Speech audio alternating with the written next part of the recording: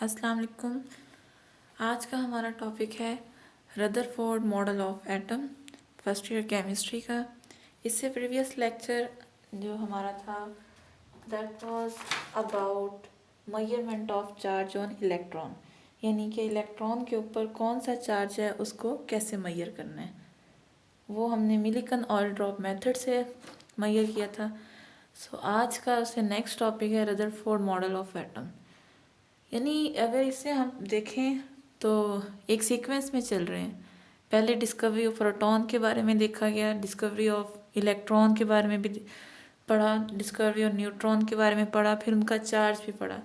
लेकिन ये बात नहीं कंफर्म थी कि ये हैं कहाँ पे एटम में, एक एटम के अंदर कहाँ प्रोटॉन है, कहाँ इलेक्ट्रॉन है, कहाँ न्यूट्रॉन है। तो इस चीज़ के लिए जो मॉडल आया था रदरफोर्ड ने पेश किया था, जिसे हम डिस्कवरी ऑफ न्यूक्लियस भी बोलते हैं। इसके लिए दो पहले थ्योरीज आई थी। इस मॉडल से पहले की जो थ्योरी थी उस थ्योरी को कहते हैं plum pudding theory. Plum pudding theory. इस थ्योरी के मुताबिक क्या था? इस थ्योरी के मुताबिक समझ लें कि जैसे एक खीर है, खीर बनाई गई है, उसमें खीर के जो जितने ड्राई फ्रूट्स हैं उसको उसने कंसीडर किया था इलेक्ट्रॉन्स हैं। एक खीर समझ लें, खीर के अंदर जितने ड्राई फ्रूट्स हैं उसको वो इलेक्ट्रॉन कंसीडर करता था, और जो खीर का खुद मटेरियल है उसको उसने प्रोटॉन कंसीडर किया था। ये था प्लम पुडिंग थ्योरी में। अब चूंकि ऐसा हरगिज़ नहीं था, ये किसने इसको रद्द किया? रदरफोर्ड के मॉडल। रदरफोर्ड के मॉडल ने इसको रिजेक्ट किया। किस तरह से वो हम देखते हैं। तो सबसे पहले जो थ्योरी थी वो प्लम पुडिंग थ्योरी थी, उसके बाद की थ्योरी आई है रदरफोर्ड की। अब रदरफोर्ड ने जो थ्योरी दी थी, ये दी थी इसने 1911 में। 1911 में इसने किस तरह डिटरमिन किया? सबसे पहले हम इसके डायग्राम देखेंगे, अपरेटस देखेंगे इसने क्या यूज़ किया था जी। इसने लिया था, अगर हम दो तरह की डायग्राम बनाते हैं, एक जो आपकी बुक में है, एक जो ओरिजिनल जो ज़्यादा एक्यूरेट है, लेकिन आप बुक के अकॉर्डिंग ही चलेंगे। उसने लिया था एक गोल्ड फॉयल।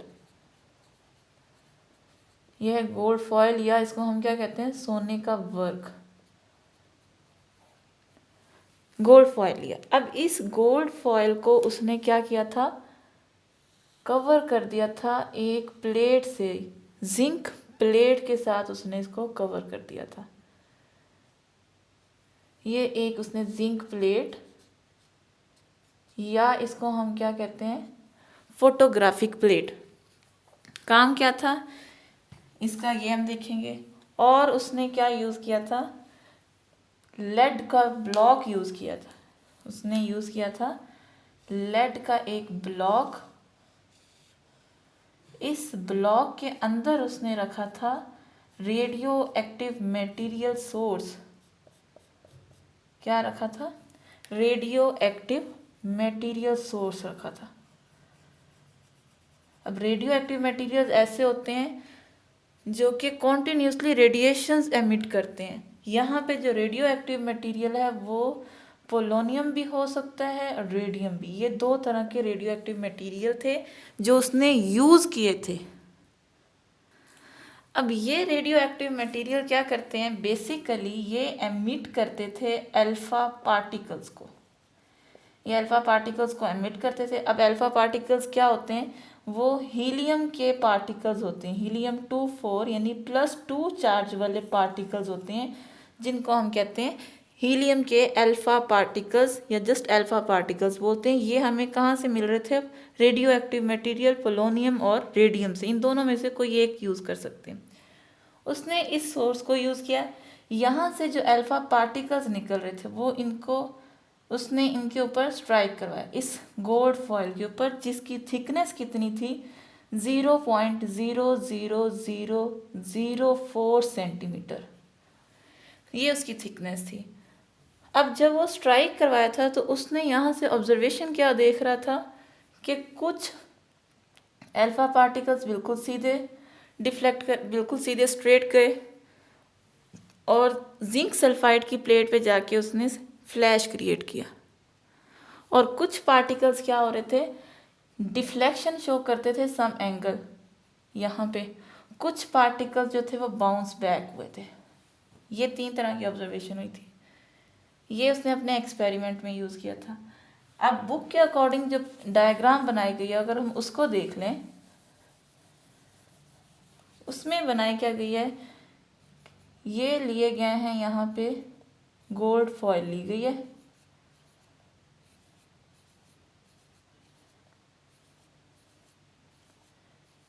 इस गोल्ड फॉयल में क्या है, एटम्स प्रेजेंट है, यानी प्लस चार्ज प्रेजेंट है।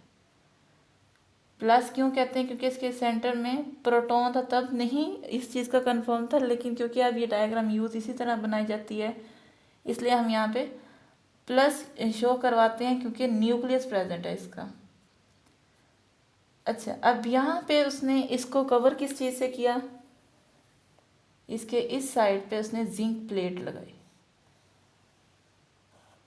ये जिंक प्लेट थी, जिंक प्लेट या फोटोग्राफिक प्लेट भी इसे बोलते हैं, zinc plate, zinc sulphide plate, sorry यहाँ पे भी जिंक सल्फाइड प्लेट, या हम इसे क्या बोलते हैं, फोटोग्राफिक प्लेट। और इस साइड पे वो क्या कर रहा है, वही एक सोर्स हीलियम के पार्टिकल्स या अल्फा पार्टिकल्स को लेता है। अब अल्फा पार्टिकल्स में मैंने बताया क्या होता है, +2 चार्ज के पार्टिकल्स को हम अल्फा पार्टिकल्स बोलते हैं। तो ये +2 चार्ज ये उसने स्ट्राइक करवाए, इसको मैं सिर्फ +2 उसके साथ शो करवा रही हूँ। ये उसने यहाँ पे स्ट्राइक करवाए, ये हैं हमारे पास अल्फा पार्टिकल्स, और ये क्या है हमारे पास, गोल्ड फॉयल, और ये जिंक सल्फाइड प्लेट है। अब उसने क्या, वो 1 बाय 1 करवा रहा था, कोई उसने एकदम से सारे पार्टिकल्स की स्ट्राइक नहीं करवाई, वो 1 बाय 1 करवा रहा था। और इस तरह उसने कोई 20,000 पार्टिकल्स यूज़ किए थे। वो 1 बाय 1 कैसे चेक कर रहा था, वो पहला पार्टिकल जब उसने भेजा, स्ट्राइक किया, तो उसने देखा है कि ये बिल्कुल स्ट्रेट गुजर गया और यहाँ पे जाके फ्लैश प्रोड्यूस हुआ है, ग्लो प्रोड्यूस हुआ है।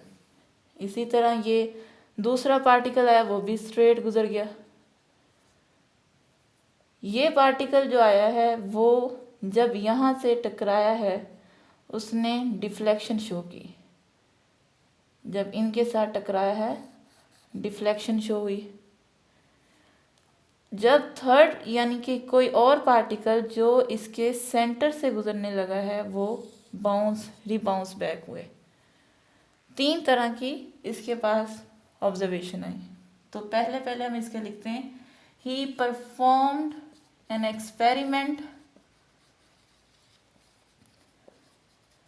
किसके ऊपर उसने एक्सपेरिमेंट किया था, गोल्ड फॉयल पे, जिसकी थिकनेस थी 0.0004 सेंटीमीटर। ये उसका टारगेट था, किसके थ्रू, रेडियो एक्टिव मटेरियल से। रेडियो एक्टिव मटेरियल आपको बताया कॉन्टिन्यूसली क्या एमिट कर रहे होते हैं, रेडिएशंस एमिट करते हैं। और उससे क्या होता था, उसने जिंक सल्फाइड प्लेट यूज़ की। जिंक सल्फाइड प्लेट का क्या काम था, प्रोड्यूस होता था वहाँ पे ग्लो। ये उसके एक्सपेरिमेंट में था। अब ये उसने एक्सपेरिमेंट किया है, तो उसके बाद जो उसको ऑब्जर्वेशन मिली है, वो ऑब्जर्वेशन हम देखते हैं। पहले हम सिर्फ उसका एक्सपेरिमेंट देखें, उसके बाद अब हम देखेंगे कि उसने ऑब्जर्वेशन क्या किया। ऑब्जर्वेशन, उसने ये ऑब्जर्व किया है कि मोस्ट ऑफ द पार्टिकल्स या अल्फा पार्टिकल्स गोज स्ट्रेट। ये एक इसकी ऑब्जर्वेशन थी। दूसरी ऑब्जर्वेशन क्या थी, सेकंड ऑब्जर्वेशन ये थी कि सम ऑफ द पार्टिकल्स, ज़्यादातर वो बिल्कुल सीधे स्ट्रेट गुजर गए, कुछ some of the particles deflected हुए at some angle, deflection show की उन्होंने at some angle. Third, a few particles उन्होंने क्या शो किया, रीबाउंस हो गए। अब रीबाउंस क्या मीन, यानी बाउंस मीन उछलना, रीबाउंस उछल के वापस आए।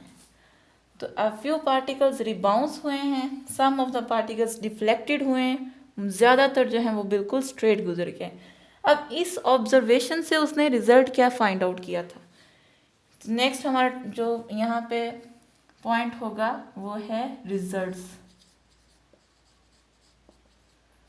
अब पहला जो था, most of the alpha particles goes straight, इसका क्या था, रिजल्ट क्या उसने निकाला कि स्ट्रेट जाने का मतलब ये है कि एटम का जो ज़्यादातर पार्ट है वो एम्प्टी है।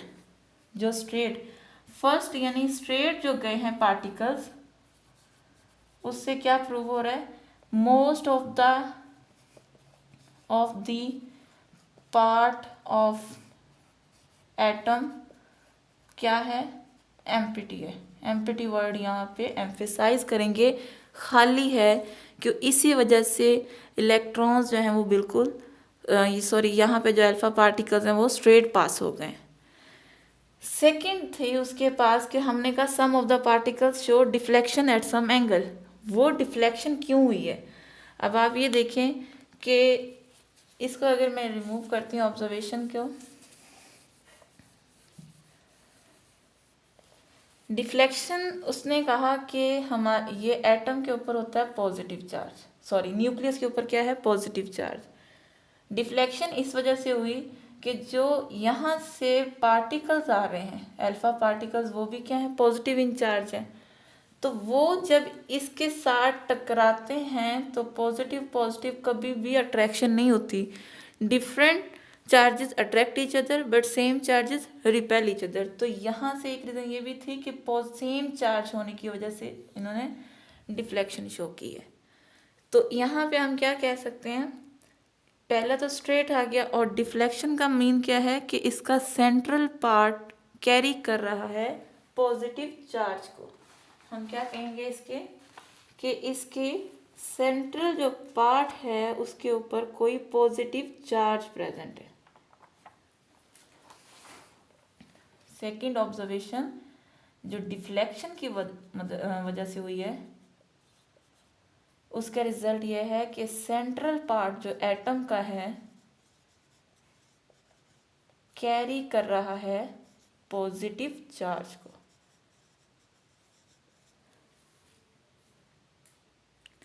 और थर्ड ऑब्जर्वेशन जो हमने डिस्कस की है, या उसने जो ऑब्जर्व किया था कि कुछ alpha particles only few alpha particles जो हैं वो रिबाउंस बैक हुए। उसका क्या मतलब था, ये जो रिबाउंस हुए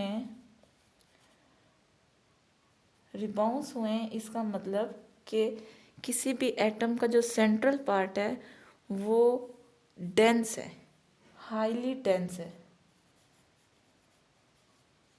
आप इसी तरह का समझ लें, एक दीवार है, अगर उसमें कोई लगेगा तो वो खुद ही वापस मुड़ता है। ये अगर हम बॉल फेंकते हैं, दीवार की तरफ स्ट्राइक करवाते हैं, तो वो वापस रिबाउंस होगी। मतलब वॉल जो है वो हाईली डेंस है, उसमें से पास नहीं हो सकेगी। तो यहाँ से उसने 3 ऑब्जर्वेशन ली कि जब हमने यहाँ से पार्टिकल्स पास किए तो कुछ सीधे पास हो गए, कुछ जो इसके साथ टकराए हैं वो डिफ्लेक्शन दी, और कुछ जो हैं यहाँ से टकरा कर वापस आए। जो सीधे गुजर गए मीन वो एम्प्टी है, पार्ट इसका एम्प्टी है। जो यहाँ से डिफ्लेक्शन शो किया इट मीन्स कि वो पॉजिटिव चार्ज कैरी कर रहा है इसका सेंट्रल पार्ट, और जो रिबाउंस बैक हुए इट मीन्स कि वो हाईली डेंस है। ये उसके रिजल्ट्स थे। तो अभी तक जो हमने डिस्कस किया है, इसके एक्सपेरिमेंट ओवरऑल देखा है, ऑब्जर्वेशन क्या थी वो चीज़ देखी है, और उसके रिजल्ट्स क्या थे। इंशाल्लाह नेक्स्ट वीडियो में हम देखेंगे कि उसने इस मॉडल को किसके साथ रिजेम्बलेंस दी शो करवाई थी, और इसके साथ साथ इसके मॉडल में डिफेक्ट्स क्या थे जिसकी वजह से कोई और मॉडल एक्सेप्ट किया गया था। ये इंशाल्लाह हम नेक्स्ट वीडियो में देखेंगे।